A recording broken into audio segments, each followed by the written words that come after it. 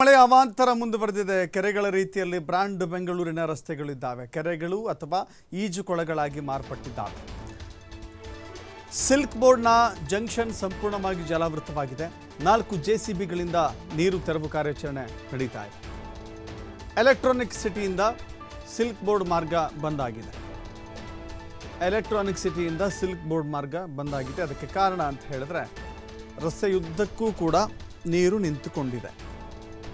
Silk board junction clear ಆಗೋವರೆಗೂ ಕೂಡ ಈ ರಸ್ತೆ ಕ್ಲೋಸ್ ಆಗಿರುತ್ತೆ. ಯಾರಾದರೂ ಈ ಮಾರ್ಗವಾಗಿ ಸಿಲ್ಕ್ ಬೋರ್ಡಿಂದ ಎಲೆಕ್ಟ್ರಾನಿಕ್ ಸಿಟಿಯಿಂದ ಸಿಲ್ಕ್ ಬೋರ್ಡ್ಗೆ ಪ್ರಯಾಣ ಬೆಳೆಸುವ ಯೋಜನೆಯನ್ನು ಇಟ್ಟುಕೊಂಡಿದ್ದರೆ ಪರ್ಯಾಯ ಮಾರ್ಗಗಳನ್ನು ಅನುಸರಿಸೋದು ಒಳಿತು. ಅಥವಾ ನಿಮ್ಮ ಕಾರ್ಯಕ್ರಮಗಳನ್ನು ಮುಂದೂಡಲು ಸಾಧ್ಯವಿದ್ದರೆ ಮುಂದೂಡಿಕೆ ಮಾಡಿಕೊಂಡ್ರೆ ಒಳಿತು. ಯಾಕಂದರೆ ನಿಮ್ಮ ಕೆಲಸ ಕಾರ್ಯ ಆಗೋದಕ್ಕಿಂತ ಹೆಚ್ಚಾಗಿ ನೀವು ಬರೀ ರಸ್ತೆಯಲ್ಲಿಯೇ ಇಡೀ ದಿನ ಕಳಿಬೇಕಾದಂಥ ಸ್ಥಿತಿ ಖಂಡಿತ ಆಗುತ್ತೆ.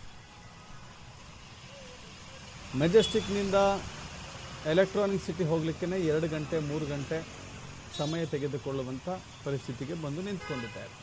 ಇನ್ನು ಬಸ್ಗಳು ನೋಡಿ, ಆ ಭಾಗದಲ್ಲಿ ಬಸ್ಗಳು ಹೋಗ್ತಾ ಇದ್ದಾವಲ್ಲ, ಬಸ್ಗಳಿಗೂ ಕೂಡ ಯಾವ ಮಟ್ಟಕ್ಕೆ ನೀರು ಬರ್ತಾ ಇದೆ ಅಂತ ಹೇಳಿ ಬಸ್ಸಿನ ಒಳಗೆ ನೀರು ನುಗ್ತಾ ಇದೆ. ಯಾಕೆಂದರೆ ಅಷ್ಟು ರಸ್ತೆ ಮೇಲೆ ನೀರು ನಿಂತ್ಕೊಂಡಿದೆ.